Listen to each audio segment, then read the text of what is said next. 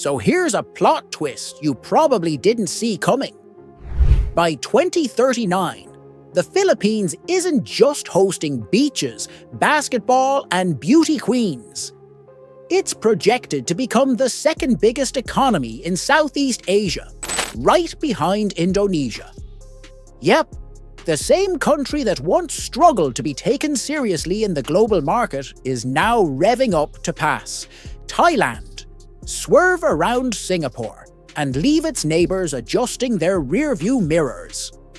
And behind that sudden acceleration, let's just say the US is quietly acting like the pit crew in Manila's economic Grand Prix. The numbers tell the story. London-based think tank CEBR projects. The Philippines will rank 23rd worldwide by 2039, jumping 10 places from where it sits today. That puts its GDP at around $1.5 trillion, a full-on economic glow-up. Compare that to Indonesia's massive $3.7 trillion, and it's clear who's wearing the ASEAN crown.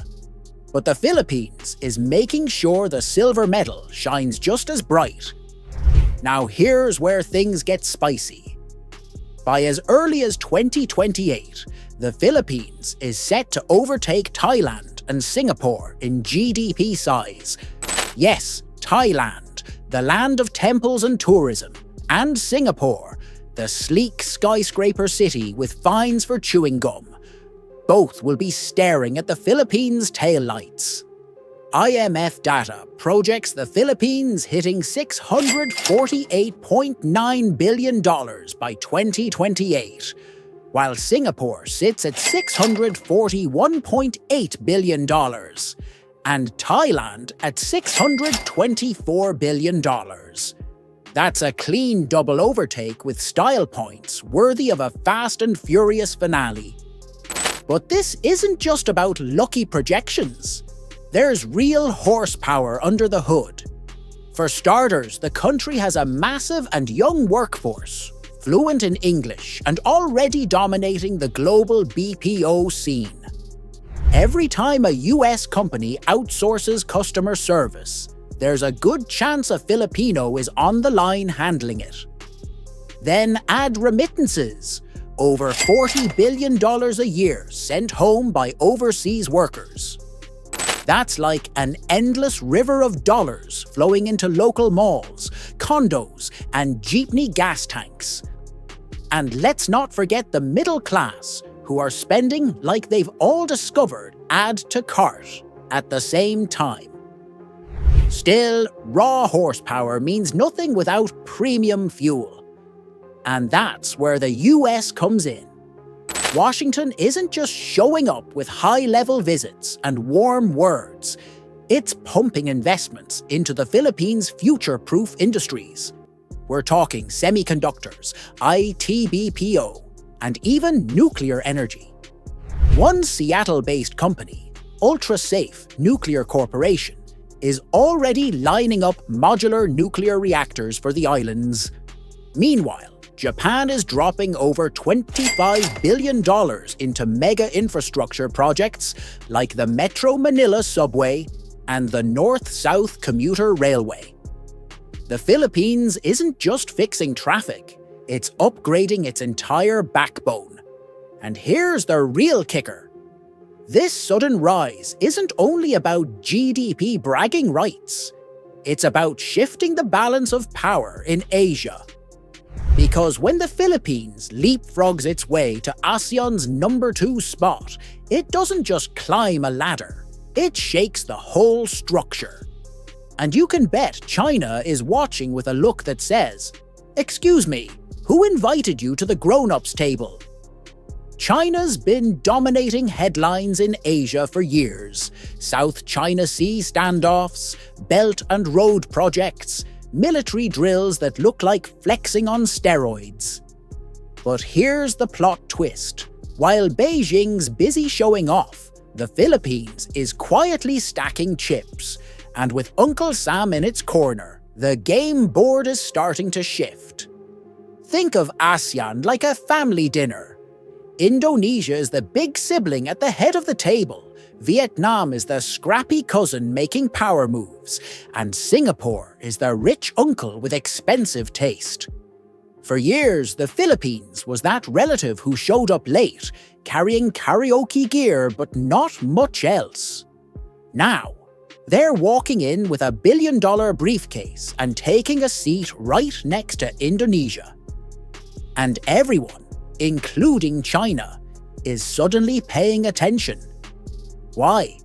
Because US backing changes everything.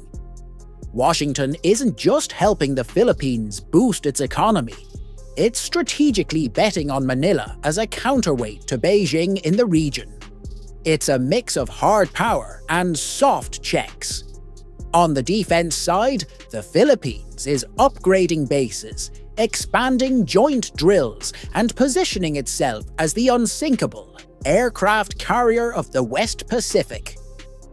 On the economic side, the US is plugging Manila into the global semiconductor supply chain, the same industry China desperately wants to dominate.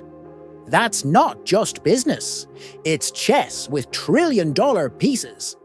And while China keeps pouring money into Belt and Road projects across Africa and Central Asia, the US is doubling down on its Pacific ally.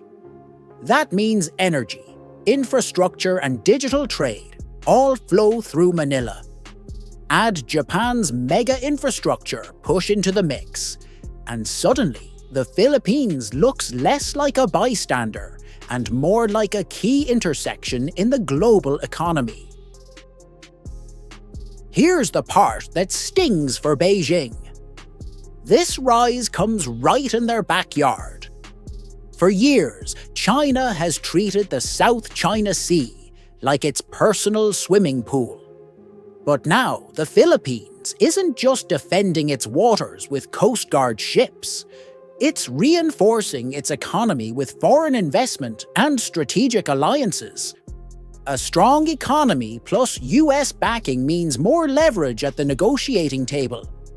And let's be honest, China hates when anyone else has leverage. But don't think this is just about flexing against Beijing. The Philippines' rise also rewires ASEAN dynamics. Traditionally, Thailand and Singapore were the region's economic anchors after Indonesia. Once Manila takes the number 2 spot, it changes the balance of influence in trade talks, military partnerships, and regional leadership. Suddenly, everyone who used to look toward Bangkok or Singapore for direction will be dialing Manila's number instead. And it's not just governments taking notice. Investors are watching too. In a world where supply chains are shifting away from China, the Philippines becomes prime real estate. Lower costs than Singapore, a bigger workforce than Thailand, and closer ties to the US than Vietnam. It's like the perfect storm of opportunity, and multinationals are lining up before the prices skyrocket. Here's the bottom line. This isn't just a growth story, it's a power story.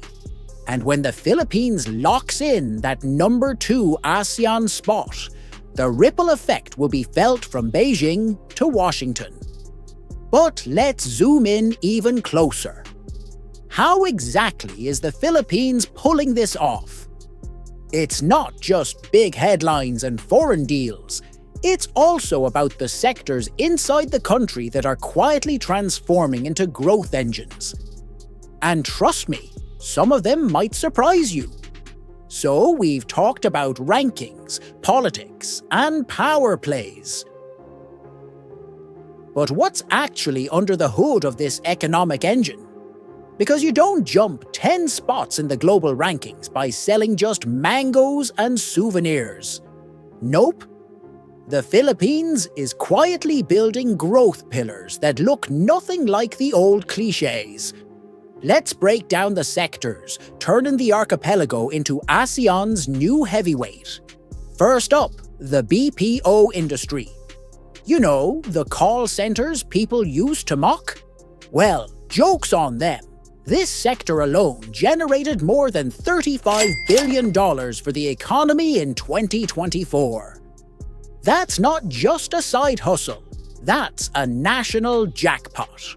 With 1.7 million Filipinos already employed, the IT BPO industry is basically the country's economic MVP. And it's not slowing down. Companies worldwide love outsourcing to the Philippines. Lower costs, English-speaking staff, and customer service so polite it makes Canadian call centres look rude. By 2025, headcount could top 2 million, making it one of the largest white-collar industries in Southeast Asia. But here's the hook. BPO isn't just phones and emails anymore. It's evolving into higher-value services, software, fintech support, AI integration. Basically, the Philippines is climbing the tech ladder, and every step adds billions to GDP. Now, let's talk about the lifeline of Filipino families everywhere: remittances. Overseas workers send home about $40 billion every year.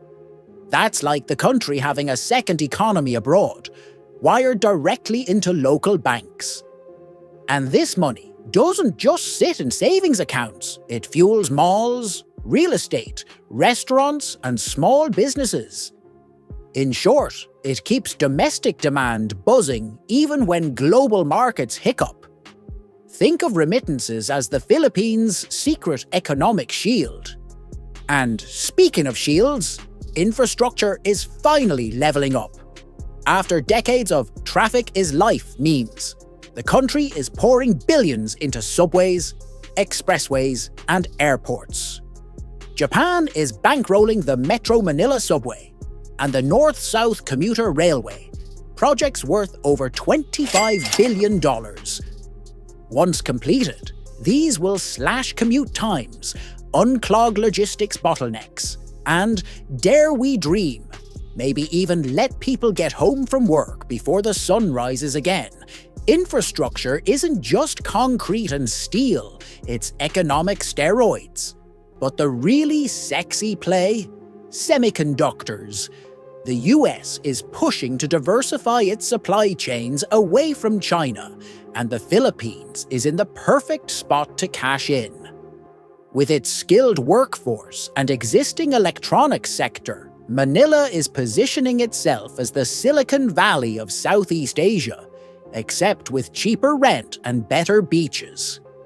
Just imagine, every gadget, car, or defense system that needs chips could soon rely on parts made in the Philippines. That's not just revenue, it's geopolitical insurance. And then there's tourism. Sure, it's been underwhelming compared to Thailand or Indonesia, but the comeback is on. In 2024, tourism raked in 760 billion pesos in revenue, already past pre-pandemic levels.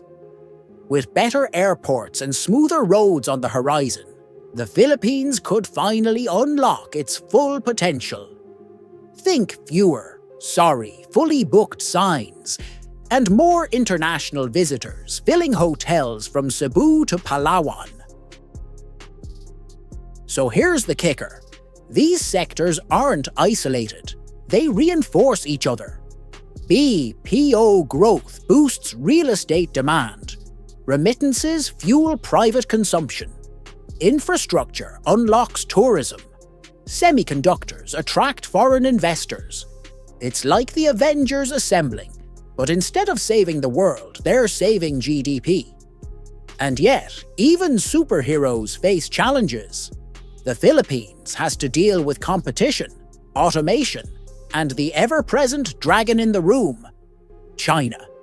So, how does it turn this promising trajectory into long-term dominance?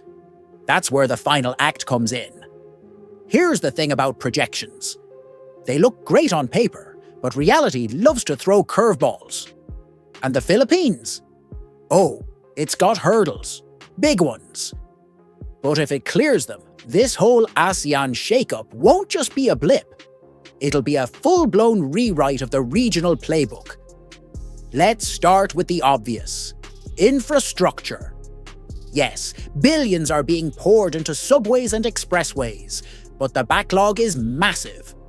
For decades, underinvestment turned Manila traffic into a global meme.